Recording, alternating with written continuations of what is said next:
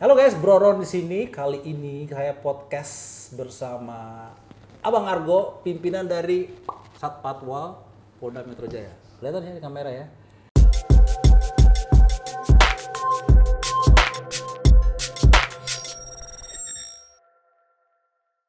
Jadi kali ini pertama-tama sebelum mulai, Bang Argo, saya minta maaf. Kita udah keluar flyer ya 2 bulan lalu kayaknya ya. Oh iya. Flyer kita mau ngobrol, mau bincang-bincang mengenai Etle, awal-awalnya Etle viral ya kan. Sampai saya punya akun Instagram diserang tuh pada netizen, apa sih itu Etle ya kan. Gimana kalau begini, gimana kalau begini, gimana kalau tilangnya, tertunda sampai sekarang. Terima kasih udah berikan waktu, ya sama-sama sibuk lah gitu ya. Ya, thank you nih sudah Kalau datang. ini pimpinan benaran, kalau saya memang masih sok sibuk gitu ya. Saya selalu salah dengan candaan. Jadi kali ini akhirnya ada waktu kita akan membahas mengenai Etle. Ya Bang Argo, pertanyaan-pertanyaan dari netizen yang mungkin belum puas juga dari ulasan-ulasan berita, media. Karena kita semua tahu netizen itu malas membaca. Ya kan, mereka lebih suka menonton snapgramnya Bro Ron. Benar ya Komandan ya? Jadi kita akan membahas, jadi kamu bisa perhatiin apa sih itu Etle, ya bahasa Inggrisnya Electronic Traffic Law Enforcement. Bahasa Indonesia gimana tuh Bang?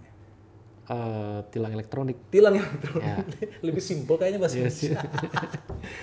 Oke, yang waktu itu di launching oleh Polda Metro Jaya dan salah satu divisi kepolisian lalu lintas yang juga menjalankan program ini adalah Patwal. Ya Pak ya. Mungkin sebelum kita lebih dalam, teman-teman, mungkin Bang Argo bisa menjelaskan perbedaannya Satpatwal dengan divisi lalu lintas lainnya? Iya, jadi di Direktorat Lalu Lintas ini kita ada beberapa subsatker ya. Yang pertama itu operasional itu ada namanya Satgatur. Gatur itu penegakan dan pengaturan, dia yang akan berjaga di sepanjang jalan protokol Sudirman Tamrin. Oke. Nah, di situ dikatakan sebagai jalur VIP karena memang rute Bapak Presiden, Wakil Presiden itu selalu lewat rute itu. Kemudian yang kedua ada namanya Satuan PJR, Patroli Jalan Raya. Itu memang bertugas khusus di dalam tol. Jadi ada 7 induk tol di wilayah Polda Metro Jaya. Ada tol di Jagorawi, kemudian tol dalam kota, tol bandara, tol JOR. Nah itu masing-masing punya induk masing-masing. Oh, jadi udah tahu ya, PJR itu untuk tol ya. Tol. Nah, ini saya sendiri baru tahu juga nih. Iya. PJR untuk tol. Jadi bukan di jalan biasa, jalan arteri enggak. Iya, hanya di dalam tol saja. Berarti kalau ada di jalan biasa itu mungkin lagi mau pulang Iya, dia mau pulang. kantor gitu ya. Pulang kantor. Oke. Kemudian Satuan Pamwal sendiri ya. Pamwal itu singkatan dari pengamanan dan pengawalan. Dulunya memang namanya Satpatwal, Satuan Patroli dan Pengawalan. Cuma ada perubahan nama maupun secara tugasnya itu lebih spesifik. Jadi selain patroli kita juga melakukan pengamanan di lingkungan-lingkungan kementerian, kelembagaan. Kita ngawal menteri, kemudian presiden, wakil presiden, sehingga disitulah dirubah menjadi Pamwal. Selain pengamanan objek kendaraan atau VIP tadi, kita juga melakukan kegiatan pengawalan. Oh, oke. Sesuai dengan tugas pokok dan fungsi, memang untuk kegiatan pengawalan ini sepenuhnya di-handle oleh jajaran Satpatwal. Patwal. Berarti Pamwal atau Satpatwal ini mengawal presiden juga. Iya, betul. Jadi bukan hanya pas Pampres saja. Bukan, jadi gabungan. Nah, nambah ilmu ini guys. Nambah ilmu. Jadi bukan mengawal, bukan menindak balap liar aja. Ya, Presiden pun dijaga ya. presiden pun dijaga. Jadi banyak sekali kegiatannya memang. Berarti teman-teman di sini memang job description-nya sangat luas, sangat luar biasa. Berarti mereka ini jagoan-jagoannya pengawalan berarti ya. Wah, ya bisa dibilang begitulah. Kebetulan kita punya broadcast juga. Kita dikawal nih di belakang kamera semua nih. Oke, jadi terima kasih Bang Argo atas infonya. Jadi udah tahu jelas ya perbedaan PJR, lalu lintas. Nah, kalau TMC Polda, jadi biasanya kan teman-teman netizen nih kalau lagi teman-teman cepu Jen ya. Saya bilangnya cepu ya, cepu netizen. Ya. Oh, iya. Apa itu cepu? Itu singkatan yang kita pakai sama Komandan Haras ini. Oh, iya. Cepu Jen ya. Jadi cepunya gitu dari netizen juga, jadi informasinya dari netizen. Oh, Jadi cepu gitu ya kan. Cepu Jen ya. Cepu Jen, Iya. ya kan. Biasanya mereka jadi ya cepu Jen ini kan kalau mau laporin yang perindakan ilegal di jalan raya kan di tag, yang di tag akun Instagram Satpatwa. TMC. Terus ya kan? Terus TMC. Nah, TMC ini apa nih, Bang? TMC itu Traffic Management Center. Oke. Jadi memang dia di situ sebagai sumber kita semuanya melaporkan kegiatan secara virtual, secara visual maupun secara audio itu melalui alat komunikasi handy-talkie itu ke TMC. Jadi secara pendelegasian tugas, memberikan perintah itu semuanya melalui TMC karena memang dia kesatuan yang memang untuk menyebarluaskan informasi, menyebarluaskan perintah dari pimpinan kepada seluruh anggota di lapangan. Command center lah berarti, Bang, Command center. Oke. Kepada seluruh anggota di Telantas yang kurang lebih jumlahnya memang sangat banyak sekali. Ada kurang lebih 4.400 personil. 4.400 personil? Ya, seluruh Jakarta Raya. Seluruh Jakarta Raya? Ya. Oke, mungkin dalam bahasa hariannya, bahasa gaulnya bisa dibilang markas besarnya lalu lintas lah ya. Yes. Di situ semua ya. Betul. Berarti dia membagi informasi baik itu ke Patwa, PJR, ke Gatur. Oke. Ada rute, mana yang harus ditutup, mana harus dibuka, mana yang macet, mana yang di situ. Koordinator, oke. Iya, kecelakaan dan sebagainya. Berarti kalau di tag TMC-nya bagus juga. Karena kalau tag TMC, kalau mungkin tag Patwal aja, mungkin Patwalnya lagi sibuk nih, lagi sibuk ngawal presiden atau lain kan. Kalau ke TMC bisa menyebar ke tim-tim yang lain ya. Iya, ya betul. Bang ya. Iya. Oke. Dan berarti TMC ini juga yang mengatur mengenai paling dikit walaupun atlet itu program nasional, Iya. itu untuk di lokal DKI ya. DKI, Oke. betul. Cara kerjanya bagaimana nih, Bang? Ya. Ya, jadi atlet sendiri ini kan memang sudah dari awal sudah ada dibentuk prototipe. Dari awalnya ada 3 titik kamera yang terbatas yang waktu itu hanya di seputaran Sarina, diperbanyak yang sekarang memang ada lebih dari 19 titik yang ada di DKI. Itu yang fixed position ya, Iya, yang di jalan secara protokol ini ya. stasioner ya. Oke. Kemudian kenapa kok sekarang malah mundur? Jadi sebetulnya dengan situasi budaya, kepribadian, karakter warga di Jakarta khususnya ini, pada saat masyarakat itu mungkin ada yang merekam di situ dia tidak bersentuhan dengan petugas malah lebih efektif. Ya kan, karena tadi pada saat sudah dikirimin surat sehingga ruang perdebatan dengan petugas pun jadi tidak ada. Dan memang pelanggaran pun jadi menurun sehingga titik-titik yang tidak terjangkau inilah yang kita lakukan kegiatan pemantauan dengan kamera secara manual yang tadi mungkin menggunakan dashcam, menggunakan helmet cam. Tujuannya memang tadi meningkatkan rasa kedisiplinan pengendara dan memang di negara-negara maju itu rata-rata polisi sudah sedikit ya. Mungkin kalau misalnya netizen sudah pernah pergi ke luar negeri seperti di Singapura, di Malaysia itu kalau kita lihat di jalan umum itu petugasnya sangat terbatas. Mereka lebih banyak mengandalkan kamera. Nah disitulah masyarakat akan terpaksa harus disiplin karena di situ ada penal yang harus dibayar yang besar. Nah di sini mungkin nanti kedepannya juga seperti itu. Mungkin kalau di Indonesia mungkin tidak terlalu besar nilai pelanggaran sanksi seperti pelanggaran sanksi tertinggi di situ ada denda maksimal 500.000. Tapi kalau di luar negeri itu mungkin pelanggaran kecil itu dendanya bisa sampai dengan jutaan. Iya, betul. Bahkan 2 juta, 1 juta itu kan nilainya sangat besar di sini.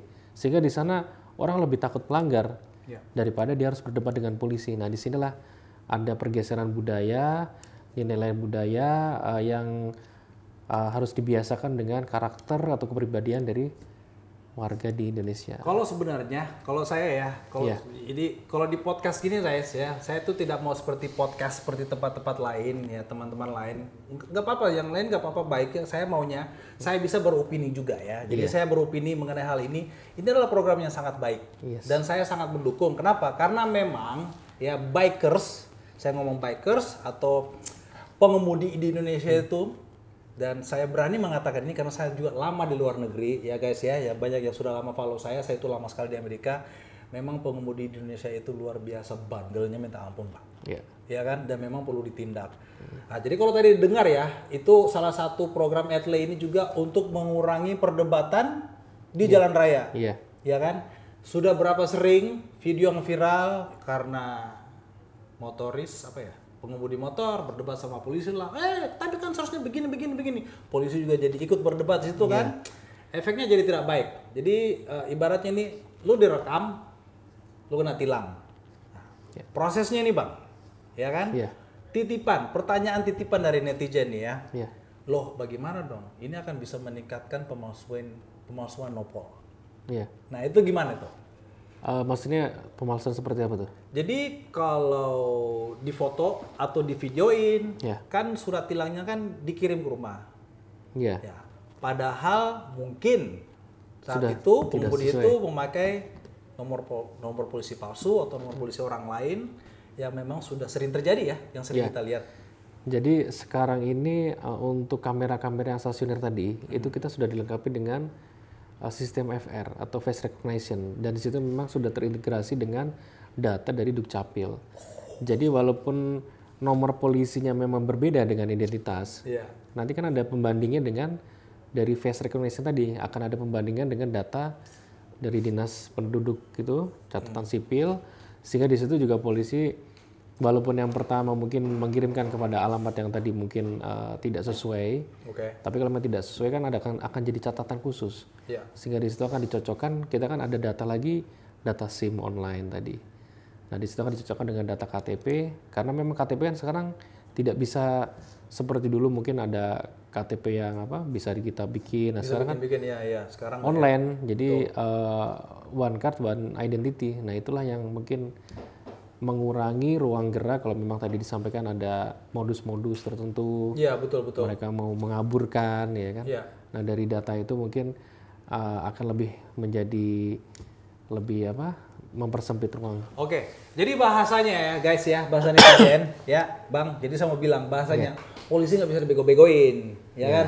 Lu mau coba-coba ya kan, dengan peralatan yang dimiliki oleh negara, tapi KTP ya, Dukcapil ya kan sudah tahu, udah punya elektronik KTP semua ini, SIM-nya juga sekarang berlaku nasional kan, Yes. ya walaupun dibikin di daerah berlaku nasional. STNK dicek, apalagi sekarang STNK itu sudah terdaftar, dia punya nomor HP juga dan dia punya email ya. Yeah. Jadi itu semua bisa dicek verifikasi. Jadi kalau sebenarnya kalau ada yang keselip mau nakal-nakal administrasi nggak seberapa lah kali Bang ya. Iya, Ya. betul. Nah, jadi begini guys, kalian sebenarnya tanpa etle pun seharusnya bisa disiplin ya. Kayak saya nih Bang, saya agak membanggakan diri nih.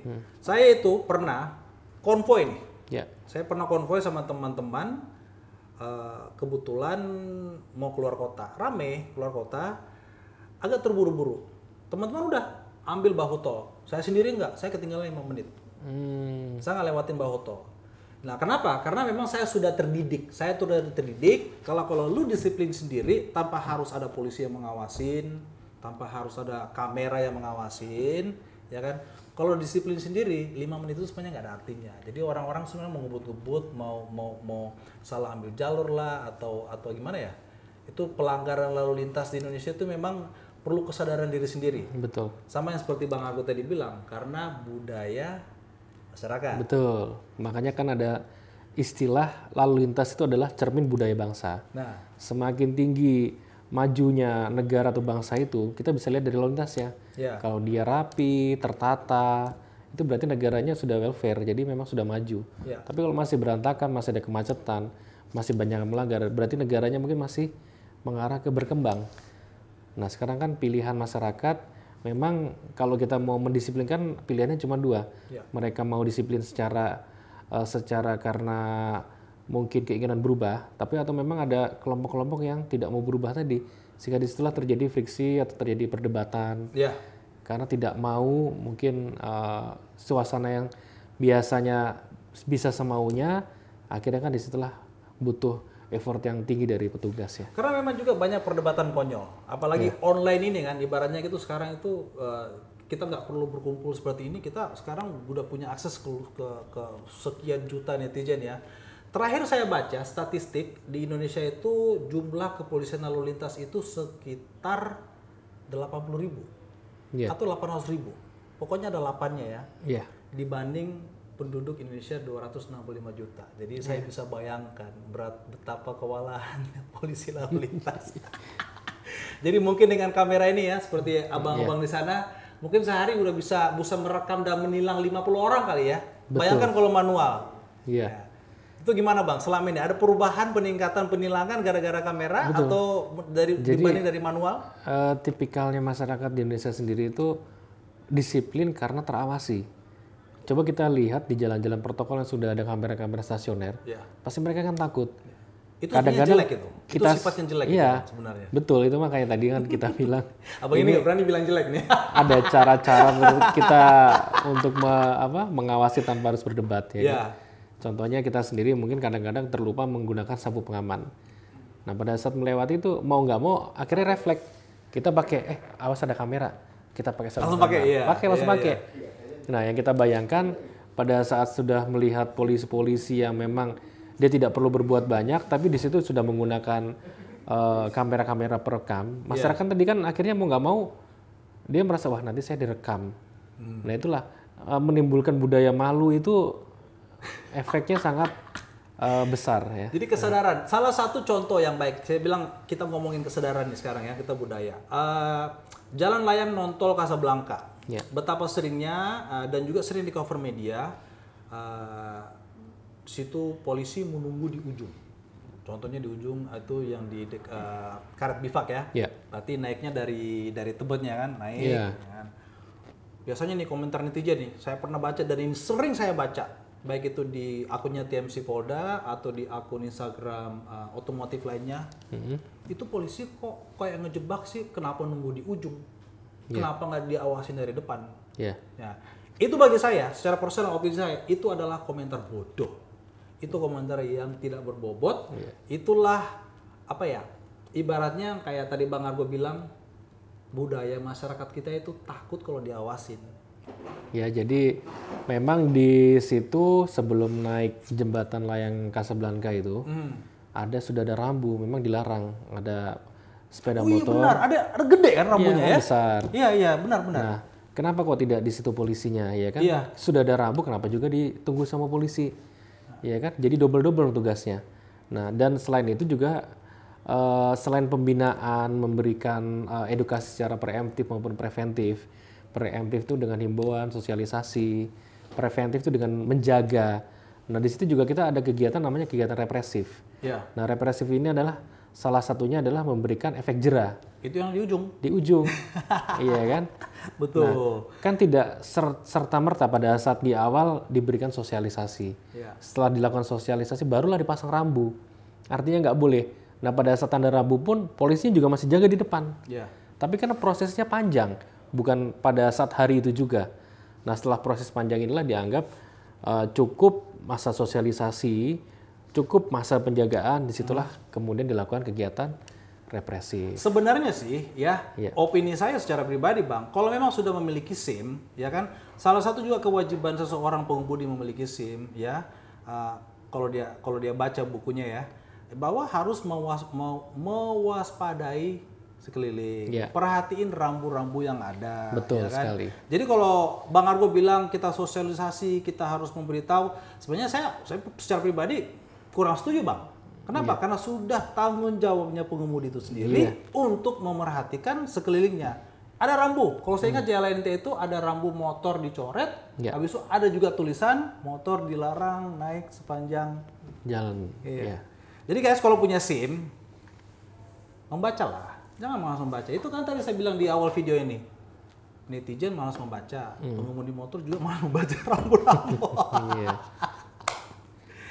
Betul. Kenapa tidak taruh di depan? Ya supaya kita melihat. Karena kalau lu melanggar dan kalau lu bisa disiplin tanpa ada polisi di depan sana, ya kan? Lu masuk pasti kena. Ya jadi masyarakat, teman-teman, tolonglah, sadarlah ya bahwa kepolisian kita juga ini, ya teman-teman kita ini, mau gimana pun, mau sebenci apapun kita ke polisi, kita butuh polisi. itu nggak bisa didebat. Kita butuh polisi. Nah, jumlah polisi yang sangat kurang ya di Indonesia ini mungkin itu ya itu urusan pimpinan negara ya. Mungkin semoga kepolisian kita bisa bertambah sampai 5 juta orang kali ya. Iya. Lu bayangin, tidak sampai 1 juta untuk menangani 265 juta, luar biasa. Jadi sebenarnya polisi di Indonesia itu hebat. Masih tenang dengan jumlah sebegitu sedikit ya. Iya. Ya. Makanya semoga kamera Etle ini bertambah 1 juta kamera kali ya. Iya, pastinya. Secara nasional ya. Iya. Pastinya guys. Itu kata kunci kali ya. Iya. Pastinya ya. Pastinya kita pasti akan tambah karena memang kenapa diperbanyak berarti kan efektivitasnya tinggi.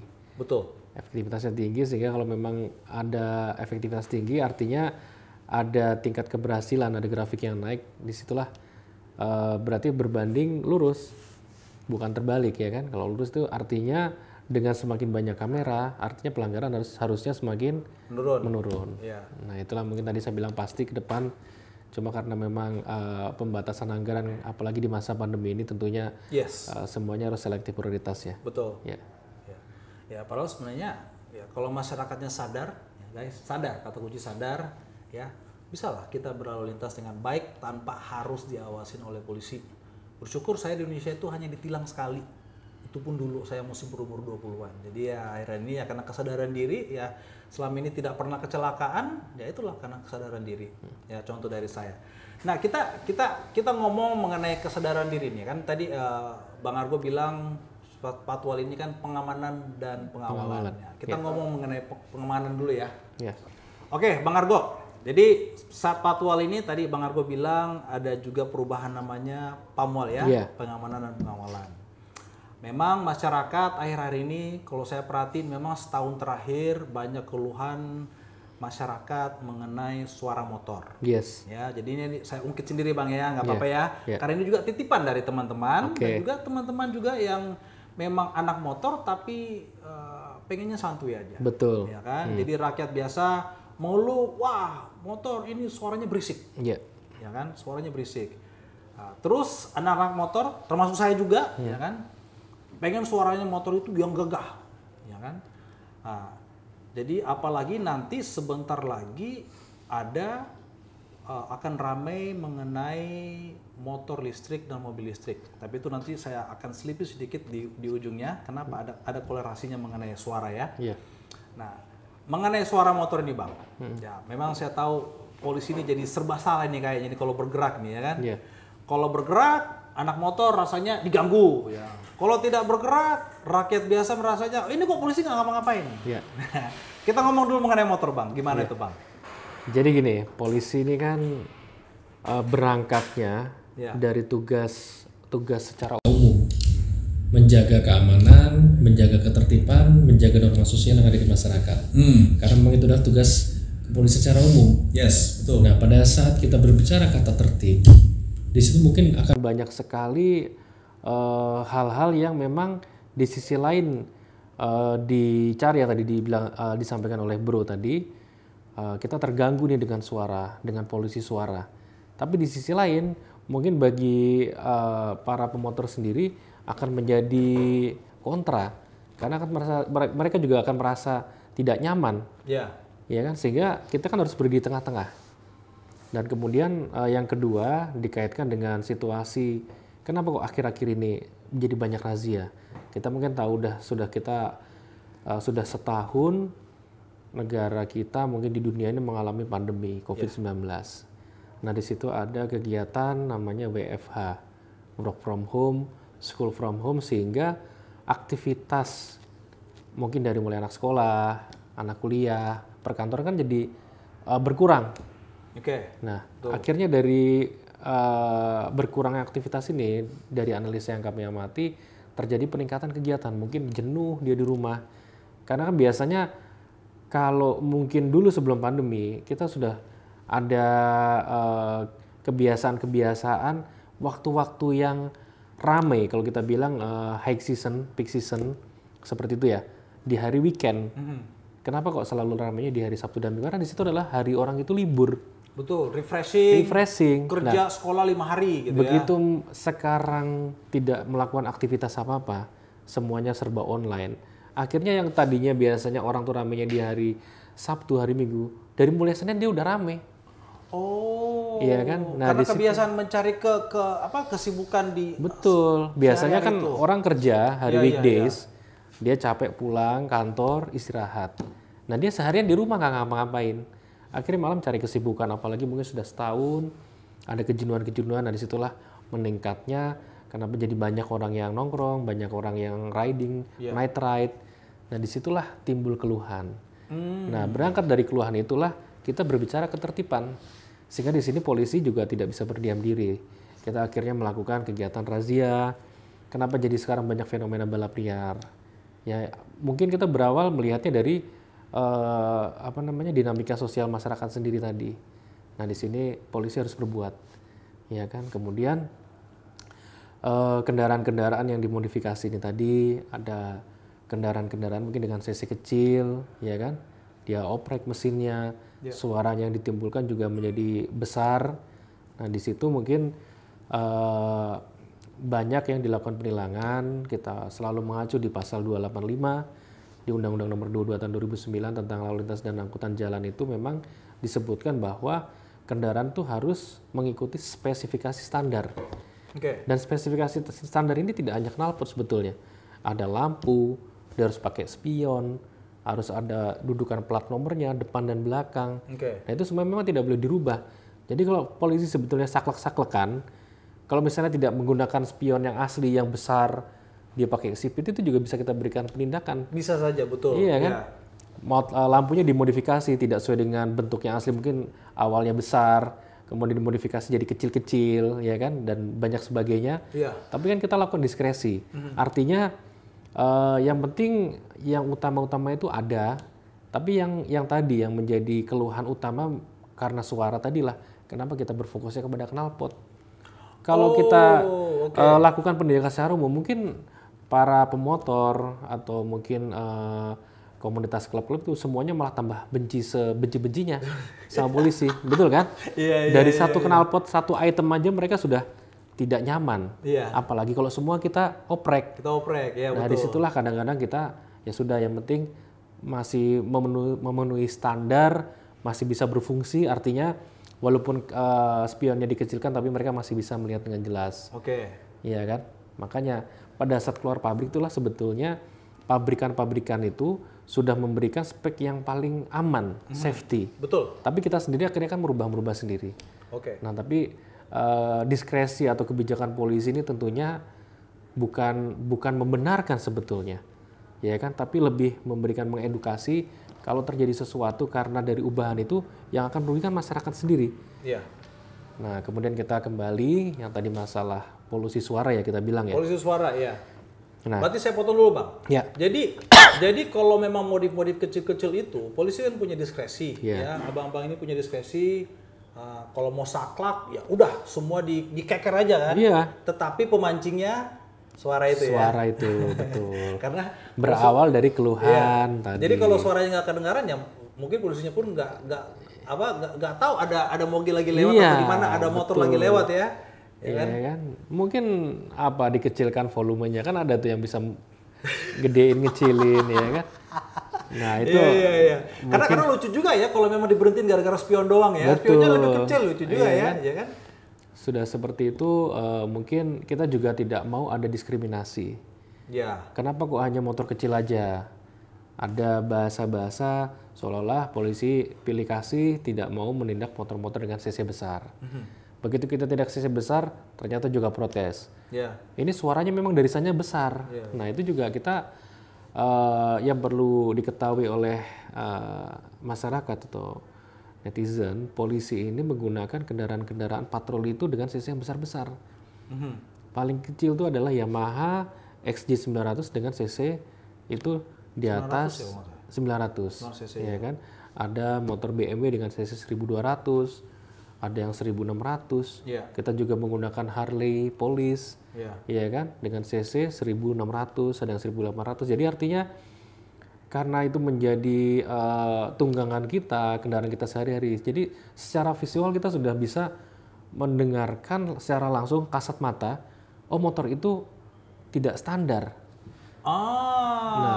Sedangkan saya tahu arahnya nih. Saya tahu arahnya nih. Iya, oke. Ngerti, Bang. pada saat kenapa diributkan mengenai knalpot yang tidak standar, kita juga harus lihat knalpotnya memang standar, tapi apakah suaranya standar? Ya. Kita kan nggak tahu, ternyata sudah ada ubahan mesin, dirubah di situ, mungkin ada filternya diganti, ya kan, mesinnya dioprek sehingga suaranya jadi tidak standar, walaupun knalpotnya standar. Betul. Nah disitulah terjadi perdebatan, Pak, knalpot standar. Jadi jangan mengaburkan atau menganggap bahwa polisi ini tidak teredukasi, tidak mengerti, tidak paham, ya kan? Nah kita karena menghindari perdebatan, karena dari pengamatan secara kasat mata, ya kan, bahwa memang suaranya tidak standar. Kalau motor-motor besar ini, apakah hanya divisi Patwal yang menggunakan atau ada divisi lain juga menggunakan? Hanya Patwal yang menggunakan Patwal aja ya. Besar. Patwal ya. Jadi Patwal, jadi kalau teman-teman diberhentiin polisi, udah lihat tulisan Patwal atau Pamwal ya, BM, BM ya. Iya. Lu nggak usah coba-coba debat deh, mereka udah ngerti moge ya. Kemudian di situ juga sebetulnya teman-teman atau anggota-anggota kita petugas itu sudah selalu kita berikan penekanan, hindari perdebatan dan buka ruang komunikasi yang baik. Jadi mungkin ada beberapa motor yang memang pada saat dikeluarkan dari pabrikan itu memang kalau kita lihat sekilas ini knalpotnya tidak ada mereknya, misalnya motor Ducati ya. Kenapa kok knalpotnya tidak keluar Ducati? Karena memang pada saat keluar dari pabrik sudah knalpotnya knalpot sport, ya kan? Misalnya menggunakan knalpot yang apa? Termignoni itu kan? Nah itu kan tidak ada ininya tulisan Ducatinya. Jadi beberapa petugas yang tidak tahu, silakan Pak sebentar. Saya ingin membuktikan bahwa ini knalpot standar. Silakan buka internet. Bapak lihat dulu, dibicarakan ya kan, sehingga di beberapa kejadian yang viral karena adanya miskomunikasi dengan petugas, kita buka ruang diskusi, datang ke kantor, kita ngobrol, betul nggak sih motornya memang sesuai dengan standar? Ini kayaknya kita ngomongin yang viral minggu lalu ya Bang ya? Iya kan kemarin sempat ada yang viral ya kan? Oke. Sehingga kita datang, pada saat datang memang setelah dicek kita yakinkan standar versi kita ya, akhirnya kan kita anulir. Ya kan, kita tidak teruskan tilangan itu, ya kan, kita kembalikan. Dikembalikan. Berarti tilangnya itu bisa dibilang dibatalkan. Ya. Berarti secara tidak langsung nih guys, kalau kalian perhatiin nih apa yang dibilang Bang Argo ini, tilang itu tidak mutlak menyatakan Anda bersalah. Jikalau orang tersebut bisa membuktikan. Ya, oke. Ya, tapi kalau selain itu sebetulnya pada saat seorang masyarakat tidak terima akan ditilang, dia kan bisa ada dua pilihan. Yang pertama, dia tidak mau tanda tangan. Pak, saya tidak menerima kesalahan saya tidak mau tanda tangan. Itu kan bisa juga. Ya kan? Nah, di situ mungkin ada banyak versi yang mungkin masyarakat tidak tahu ya. Tapi intinya polisi ini pada saat situasional, mungkin di jalan, menghindari perdebatan, mungkin kalau nanti di situ terjadi miskomunikasi, mungkin di situ kan posisinya juga tidak menguntungkan karena rombongan itu orangnya banyak, dia akan lebih memilih untuk melakukan penilangan sebagai upaya selesai, tidak terjadi perdebatan atau mungkin hal-hal yang mengarah yang tidak menguntungkan di kedua belah pihak. Jadi teman-teman supaya mengerti ya, jadi di tilang itu mungkin ada beberapa tahap yang bisa dilakukan. Kayak tadi dibilang Bang Argo, klarifikasi, datang ke kantor. Kita ngomong mungkin khusus yang bagian Jakarta dulu ya. Nah, jadi udah kenal Patwal, kalau mungkin ditilang oleh Patwal atau ditilang divisi lalu lintas di Polda Metro, bisa Bang Argo bilang tadi membuka pintu untuk diskusi, untuk klarifikasi mengenai penilangan tersebut. Jadi tidak mutlak Anda itu auto bersalah, tidak mutlak harus ke sidang, ya kan? Tapi memang guys, ya saya bilangin sekarang aja, tidak harus selalu kita itu berdebat sama polisi. Bisa saja kalau kita udah mengerti proses hukumnya, kalau memang bersalah ya udah terima, bayar atau sidang, perdebatkan di sidang. Dalam hal ini kalau kasus yang minggu lalu ya. Kebetulan teman-teman di sini membuka pintu dan mau mendengar. Ya, mungkin di petugas di lapangan tidak mau mendengar karena tadi yang Bang Argo bilang untuk menghindari perdebatan segala kan. Konflik. Ya kan? Konflik di lapangan ditilang aja supaya selesai, mungkin lanjut ya. Kalau mau debat, saya perhatiin juga kasus ini seminggu terakhir memang agak lucu juga, ya kan. Seharusnya tidak perlu viral seperti gitu. Dan banyak komentar pedas, dan ini juga pelajaran kepada teman-teman netizen yang kolerasinya dengan yang saya bilang tadi, kita itu butuh polisi no matter what, ya kan. Tanpa membela polisi, saya mau bilang aja guys, komentar-komentar kalian itu kemarin itu banyak yang kurang menyenangkan ya Bang ya. Saya bilang yang paling saya tidak setuju itu adalah masa sih polisi tidak tahu kenapa Ducati.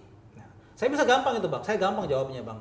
Emangnya polisi bisa tahu semua motor yang ada di dunia ini? Emangnya polisi harus tahu kenapa Ducati? Betul. Emangnya polisi harus tahu kenapa Eric King lagi kita angkat. Guys, polisi, kamu jangan anggap polisi itu serba tahu semuanya. Polisi juga bisa salah. Benar ya Bang ya? Dalam hal ini tadi Bang Argo ngakuin bisa salah, tetapi ya saya berani bilang masyarakat lebih brengsek di jalan.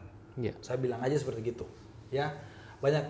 Jadi kalau dalam hal ini, dalam kasus tadi ini, jangan mengharapkan polisi tahu kenapa Ducati, habis itu kamu berharap orang itu dilepaskan. Kenapa? Karena masyarakat itu sendiri lebih banyak dosanya di jalan raya daripada polisi yang menilang motor Ducati, lawan arah, naik trotoar, bonceng 3, bonceng 4, nggak pakai helm, willy. Nah, kita ngomong willy lagi nih ya kan. Balap liar, ya kan? Kalau kayak gitu kan malah biasanya yang akhirnya ini saya kampanye balap liar, kalian netizen, kalian rakyat malah menyerang saya. Katanya mengurusin bukan urusan saya. Tapi kamu sendiri berharap polisi mengenal kenapa Ducati. Sangat saya gor-gor kepala baca gitunya Bang. Ya kan? Padahal polisi itu ibaratnya gini guys. Ini tempat Bang Argo bekerja sebagai polisi. Polisi juga pasti butuh banyak training, ya Bang ya? Ya banyak training. Tapi yang pasti guys, tidak akan ada training kenapa Ducati, nggak mungkin ya. Itu mekanik Ducati dan sales Ducati yang dapat trainingnya, bukan polisi, bukan Bang Argo. Tapi udah sangat baik Bang Argo sudah menyatakan kalau ditilang, polisi siap membuka pintu untuk menyelesaikan. Iya, tapi bukan berarti membenarkan ya. Jadi bukan berarti membenarkan. Jangan sampai nanti juga ada salah juga, Pak, tolong saya mau berdiskusi, ini tadi saya terburu-buru, tidak membawa surat-surat, atau mungkin hal-hal yang lain, nah itu juga tidak dibenarkan juga. Itu jadi, sebenarnya pengakuan salah sih Bang, kalau kayak gitu. Nah, itu juga jangan sampai kalau bahas hukumnya itu ada pengakuan itu Bang. Ruang diskusi ini jangan sampai disalahgunakan, intinya secara normatif semua harus dilengkapi. Jadi pada saat kita akan mau pergi keluar, apa yang akan menjadi fokusnya, yang pertama mungkin kesiapan kendaraan. Kita pastikan kendaraan kita siap, tidak ada masalah, cek rem, kaki-kaki, apa segala macam kan, sudah siap. Setelah yang kedua, kelengkapan yang harus kita siapkan apa? Ya tadi, yang melekat kepada diri kita untuk memberikan legalitas kita mengemudikan suatu kendaraan. Karena pada saat kita mengemudikan kendaraan, itulah kenapa harus kita punya SIM. Kenapa harus membawa SIM? Itu adalah legitimasi. Legitimasi kita bahwa kita boleh menggunakan kendaraan. Kita terlegitimasi secara undang-undang. Kalau kita tidak dilegitimasi, artinya apa? Kita ini ilegal. Betul. Pada saat terjadi kecelakaan, pasti akan ditanya satu, mana surat izin mengemudinya? Itulah adalah legitimasi kita dapat mengemudikan suatu kendaraan. Nah makanya kadang-kadang kan, iya Pak, tapi saya tidak membawa. Nah ini tadi jangan sampai salah kaprah. Ruang-ruang diskusi ini dalam kasuistis ya. Kasuistis yang tadi kan karena orang itu menyerang atau tidak terima karena dikatakan kenapa standar. Makanya saya bilang kita buka ruang diskusi yang tidak standar seperti apa sih. Jadi ruang diskusinya bukan untuk mendapat keringanan ditilang. Betul. Nah, itu juga. Itu ruang diskusinya itu kayak kasus tadi itu kasus yang sangat baik, yang sangat cocok. Tapi kadang-kadang netizen itu komentarnya bikin gue gemes juga dah, ya kan. Nah, jadi Bang Argo pesan-pesannya kepada anak komunitas anak motor nih, ya. Tadi kita ngomong mengenai knalpot. Kalau bagi saya guys ya, bagi saya yang mengerti motor, mengerti mesin, ya. Memang banyak moge yang ngerti knalpot free flow knalpot racing. Bagi saya kurang cocok motor kecil pakai knalpot racing karena mesin 150 cc yang memakai knalpot free flow itu suaranya lebih kencang daripada Moge yang 1000 cc memakai knalpot free flow. Oh gitu ya? Ya speknya gitu Bang. Oh iya. Memang speknya satu piston Iya. ya kan 150 cc itu lebih gede suaranya daripada yang 4 silinder. Buangannya lebih kencang suaranya. Iya. Ya, coba Abang dengar deh pokoknya yang mesin 1 silinder dah. Itu kencang banget suaranya kalau free flow-nya. Iya. Ya, Bang. Nah, pesan-pesannya untuk komunitas motor bagaimana nih? Khususnya komunitas Moge nih, Bang. Enggak apa-apa. Jadi kita tidak mau kelompok-kelompok Moge ini juga merasa kita bilang terzolimi ya. Iya. Ya kan, jadi silakan dapat menyalurkan hobi, tapi tentunya lebih bijak. Lebih bijak. Dengan situasi dan kondisi saat ini. Jadi secara mungkin sebetulnya kita sendiri sudah tahu apakah knalpot kita ini standar atau tidak. Iya. Pada saat kita mendengarkan yang memang mengganggu dan bising, tentunya ya cari ruang yang memang jangan sampai mengganggu aktivitas masyarakat, pemukiman, ya kan. Silakan cari tempat-tempat yang memang di situ lokasinya memang lokasi untuk nge-track atau yang memang bisa menyalurkan hobi kita tadi, sehingga orang lain pun juga tidak terganggu. Iya. Ya kan, dan kemudian dengan kondisi pandemi ini tentunya kita juga berharap teman-teman kelompok-kelompok komunitas ini bisa bukan membatasi aktivitas, tapi membatasi jumlah pada saat melakukan kegiatan-kegiatan seperti touring, sunmori. Bayangkan pada saat berombongan lebih dari 10 orang, ada 20 orang, kan tentunya akan menimbulkan yang suara sangat besar. Betul. Kenapa sih nggak pergi ya maksimal 5 orang? Oke. Ya kan, mungkin dari situ juga kita juga yang pertama menghindari kerumunan. Ya ibaratnya tetap protokol lah. Iya. Tidak perlu beramai-ramai karena ujung-ujungnya endingnya pasti kan akan nongkrong. Ya kan? Nah, pada saat nongkrong inilah terjadi hal-hal yang memang berpotensi ada penyebaran. Berarti di saat pandemi setahun terakhir ini, Bang, malah lebih rame ya, lebih rame nongkrongnya daripada sebelumnya ya. Betul. Kan banyak mungkin ada video-video yang kita terima. Iya. Di situ ratusan bahkan puluhan. Iya kan? Nah, disitulah kita juga menyayangkan. Kenapa sih harus kemudian ada sekarang lagi rame orang-orang night ride, terus kucing-kucingan dengan petugas. Kita sebetulnya jangan membenci atau mungkin polisi kok umek banget sih, kok rese banget sih. Nah, kalau kita nggak berbuat seperti itu, siapa lagi yang akan menjaga? Ya kan, kita juga nggak pengen adanya peningkatan, ada lonjakan-lonjakan, ya kan, sehingga kita juga harus tegas. Ya kan, yang pertama memang fokusnya adalah kerumunan-kerumunan yang tidak berprotokol tadi. Yang kedua akhirnya tidak berprotokol sehingga tidak berfaedah, ya kan, sehingga pada saat tidak berfaedah ini berpotensi tadi menyebarkan karena nongkrong itu nggak tahu nih kelompoknya kita nongkrongin ini apakah di situ ada yang OTG, ya kan? Atau jadi mungkin, ini kegiatan penindakan ini khususnya keramaian malam atau mungkin yang night ride yang mungkin balap liar itu instruksi dari atas atau dari Bang Argo sendiri? Ya itu memang instruksi dari atas. Karena memang kita pembatasan ya. Jadi awalnya pembatasan kegiatan masyarakat, kemudian yang kedua karenanya banyaknya keluhan-keluhan tadi. Keluhan-keluhan, oke. Iya kan? Kalau bisa mungkin Bro Ron lihat setahun ke belakang, 2 tahun yang lalu, polisi memang melakukan penindakan tapi tidak seintens sekarang. Ya kan, karena malah memang lebih intens di masa Covid ya? Iya, karena tadi kan memang fokusnya ini supaya tidak ada penyebaran tadi.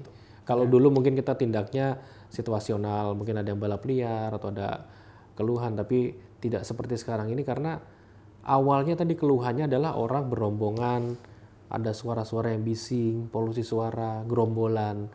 Nah itulah akhirnya polisi bertindak. Tapi kan akhirnya kesini-kesini dibelokkan, isu-isu ini mengarahkan menyerang polisi seolah-olah kita ini tidak pro. Kemudian ada juga yang berkomentar bahwa pengrajin knalpot sekarang juga omsetnya turun gara-gara polisi menindak. Jadi sebetulnya arahnya sebetulnya bukan ke sana. Nah itu mungkin harus diluruskan juga harus diluruskan, ya. Itu. Nggak apa-apa nanti saya bantu luruskan situ Bang. Itu bukan tugasnya polisi mengurusi pengrajin knalpot memang. Ya, jadi kalau kita ngomong pengamanan mengenai balap liar nih Bang.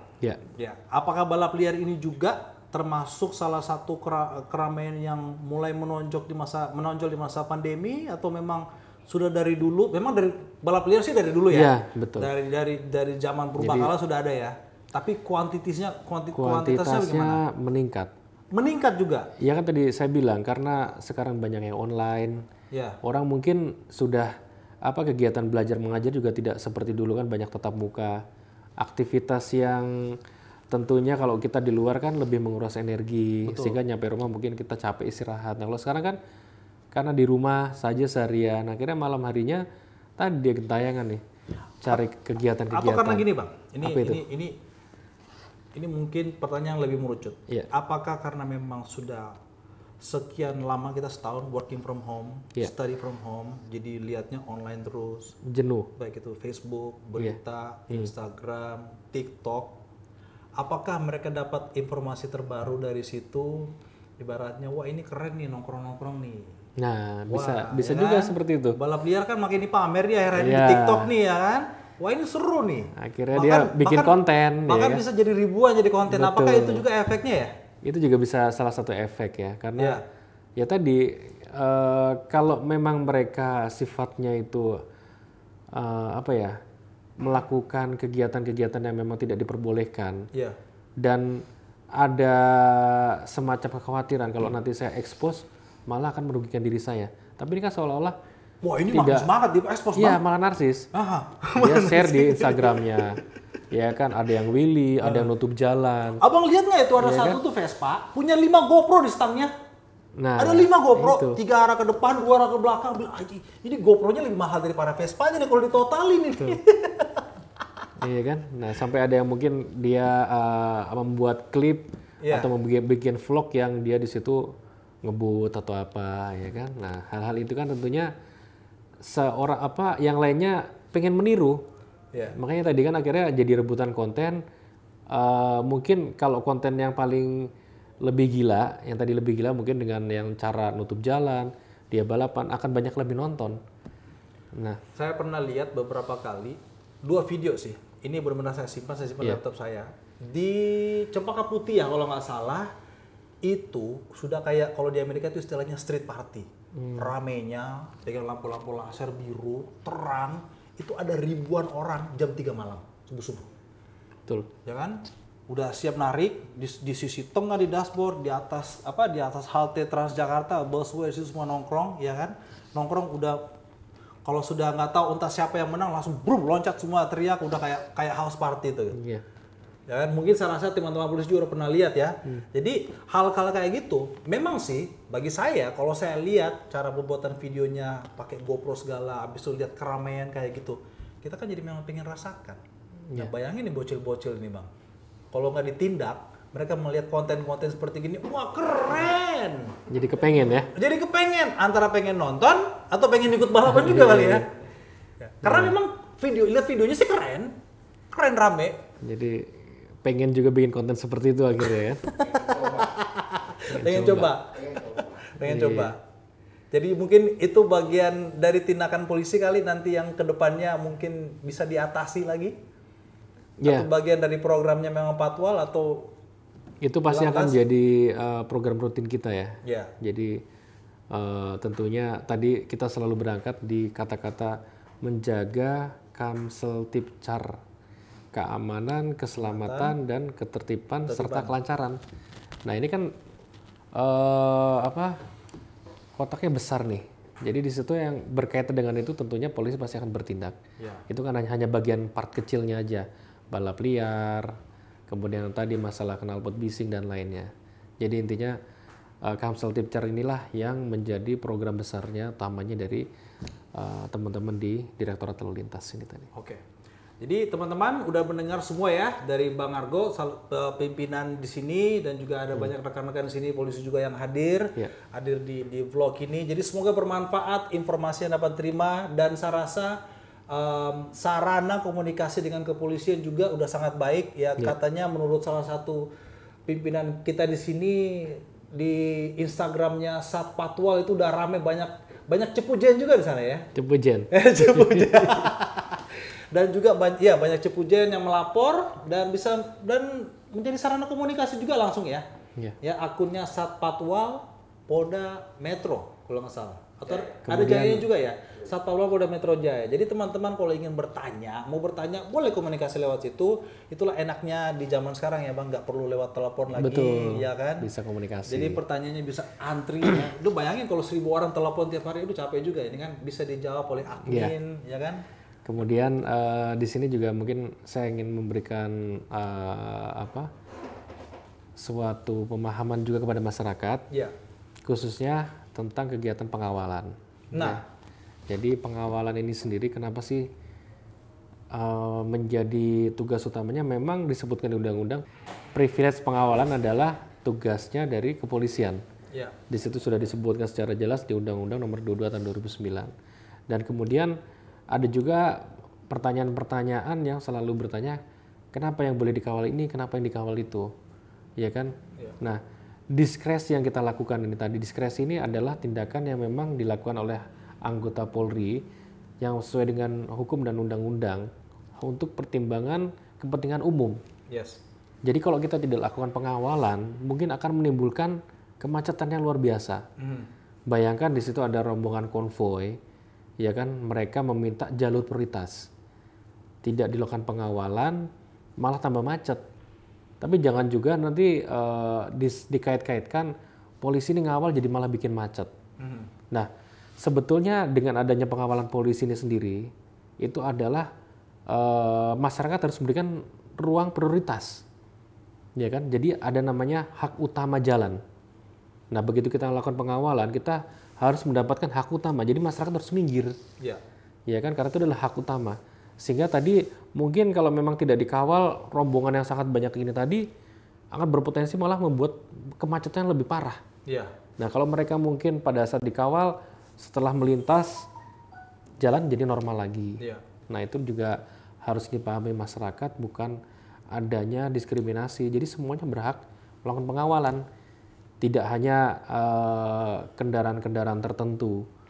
Nah kan, tapi di sini yang perlu saya tekankan juga, yang salah bukan pengawal, bukan polisinya.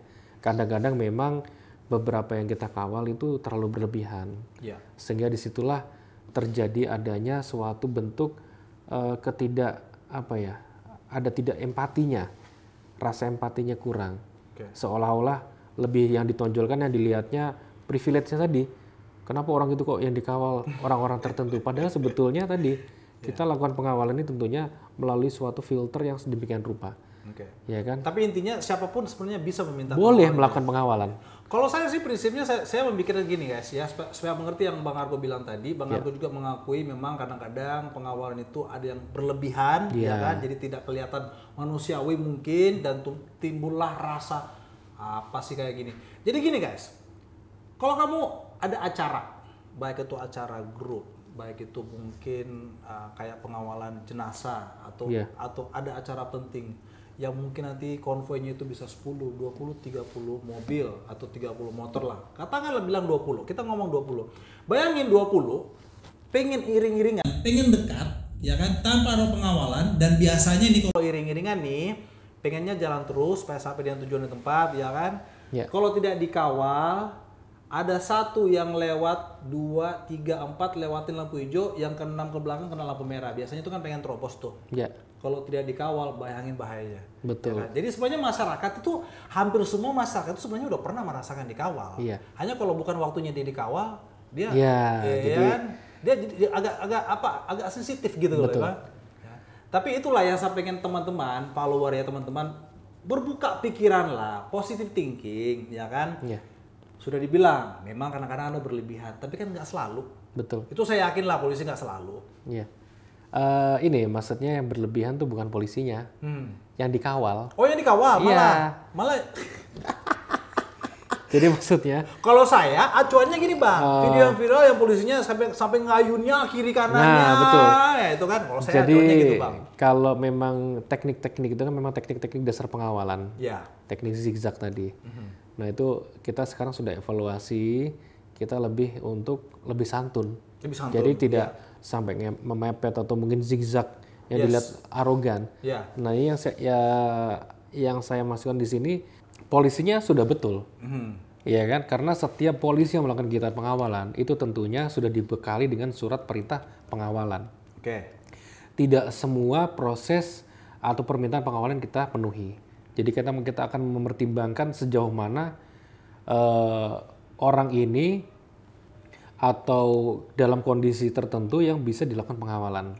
Di luar yang memang menjadi prioritas utama ya, seperti ada rombongan jenazah atau pejabat-pejabat tertentu, tamu negara. Ya kan, itu akan kita betul-betul filter. Nah, pada saat kita sudah lakukan filterisasi, mereka sudah dilakukan pengawalan. Nah, yang dikawal ini yang tadi berlebihan. Mungkin teringat ada beberapa kejadian-kejadian viral ya, seolah-olah terjadi arogansi. Di situ pada saat masyarakat sudah memberikan jalan, dia malah melakukan zigzag atau mungkin malah terkesan seperti arogan. Nah, disitulah akhirnya terjadi suatu keadaan masyarakat yang tidak empati. Nah, akhirnya terkesan seolah-olah polisi ini pilih kasih atau hanya memberikan pengawalan terhadap kelompok-kelompok tertentu. Jadi dibilang guys, jadi maksudnya Bang Argo di sini sudah dikawal di depan, polisinya sudah zigzag.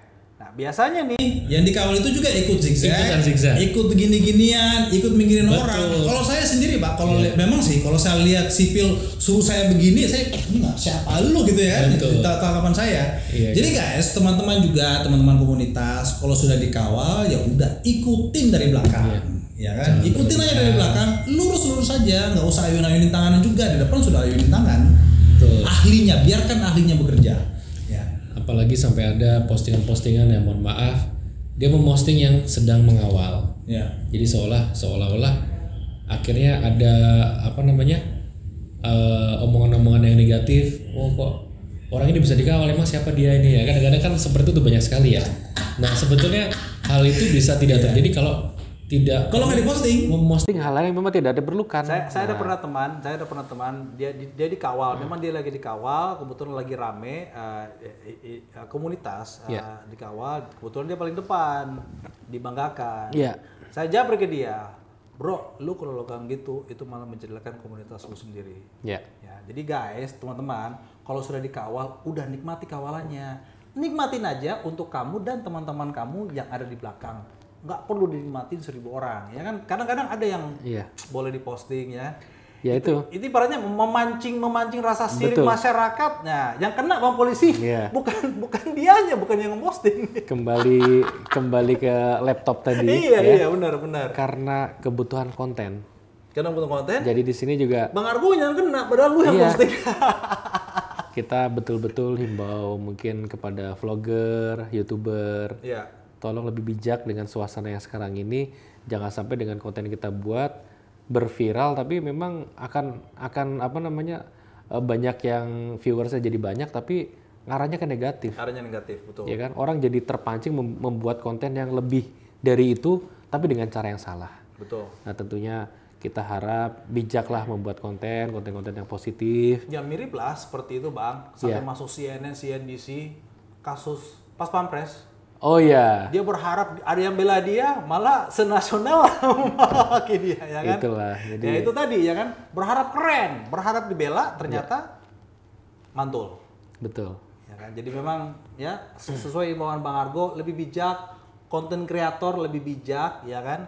Khususnya kita kembali tadi balap liar, jadi meningkat karena lebih keren dilihat, sudah keren dilihat di medsos, dilihat konten kreator, yang lain pada ngikutin. Padahal sebetulnya hal itu salah dan membahayakan baik dirinya, kemudian juga berpotensi hal yang buruk dan masyarakat juga menjadi keluhan ya. Baik, terima kasih Bang Argo atas waktunya. Kita sudah diskusi banyak ini. Jadi teman-teman, udah dengar semua, udah dengar panjang ya. Bagi yang mendengar nanti cuplikan aja, dengar aja langsung di podcast saya, di broadcast, dan juga nanti saya posting di YouTube juga. Banyak pelajaran yang kita ambil di sini bahwa polisi itu juga selalu ingin bersikap humanis kok, ya, ingin pendekatan, makanya membuka pintu untuk saling berkomunikasi, khususnya Patwal, kalian bisa komunikasi di akun Instagramnya @satpatwal Polda Metro Jaya, dan mungkin juga bisa diterapkan mungkin di kota-kota lainnya yang tidak tinggal di Jakarta, ya kan? Saya selalu bilang kepada netizen Bang, yang ngelaporin balap liar padahal Itu eventnya di Kendal lah, di Tegal lah, ada di Papua. Guys, nggak perlu tag saya. Yang di tag adalah Polsek, Polres atau Polda setempat kamu. Betul ya Bang ya? Saya bukan polisi guys. Saya vlogger gitu kan. Ya Polda tag lah. Jadi kalau ada kegiatan-kegiatan ilegal, tag lah. Seperti yang kalian pernah sudah ramai lakukan. Yang di tag adalah akun Satpatwal Polda Metro. Yang di tag akunnya TMC Polda Metro. Boleh juga ya sebagai koordinator lalu lintas Jakarta. Atau ya kalau ada kejadian di Bogor, Polsek Bogor, Polres Bogor yang ada juga berlaku di seluruh Indonesia. Terima kasih Bang Argo atas pesan-pesannya. Oke, sudah memberikan waktu. Mudah-mudahan bermanfaat. Pasti bermanfaat, gue yakin ya, tergantung edit yang bagus, Bro Edo ya kan. Bro Edo editor kita bagus. Terima kasih juga abang-abang udah nemenin yang berani tilang moge ya, salah satunya ya, yang berani tilang moge ya. Kita boleh sebut namanya, nggak usah sebut nama ya. Dia hormat tangan kanan dia.